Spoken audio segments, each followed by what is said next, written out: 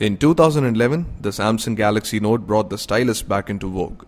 Initially used as a substitute for the finger in old touchscreens, it became a value add for Samsung's new experiment.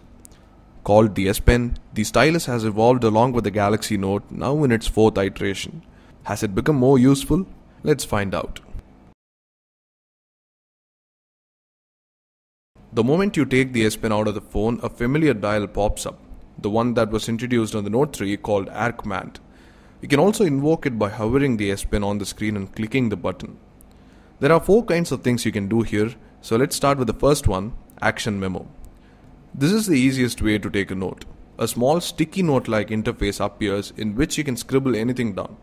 Actions can be derived from the type of content you scribble. For example, if it's a phone number, you can directly call, message, or add it as a contact. You can also write down emails or addresses and activate specific actions for them. If it's just a random idea that you want to take note of, you can directly import it into Samsung's S Note app. The next 2 features utilize the precise pointer of the S Pen to select things. The first one is Smart Select, that lets you collect all kinds of snippets on screen.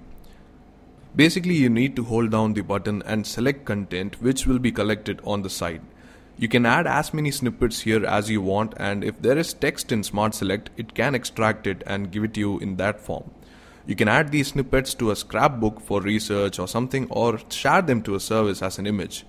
Some default apps even support drag and drop from the collection, but it would have been great if there was third-party support.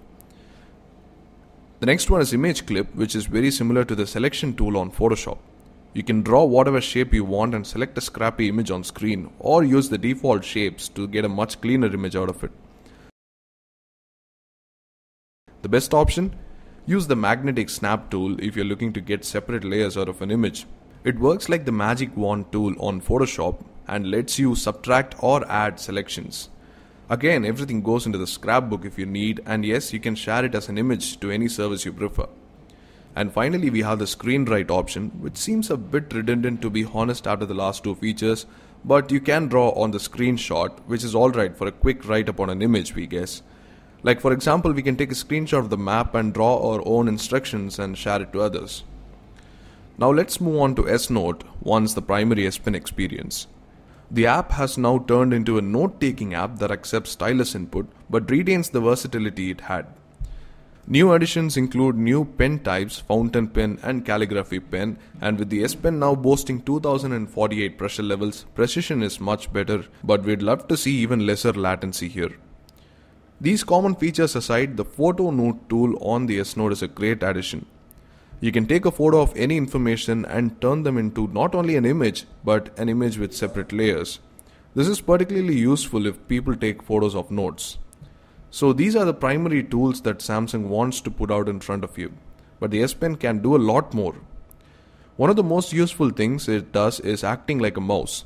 Since you have hover actions, there are tooltips to tell you which icon is what, and then you have Air View, an old feature that generates previews for media. The hover also acts as a selection tool for text in a lot of apps. Just hold the button to drag and select, say in a browser, to copy text, easily the best way to do it on the device. You can also drag and select images in the gallery, for example. The Note 4 also comes with better handwriting recognition. You just need to hover the S Pen on a text field to open handwriting input. We found it to be surprisingly accurate, but palm rejection for the capacitive shortcuts needs to be a thing for us to use it often. All said, it certainly seems like the S Pen has come a really long way from just being a note-taking experience.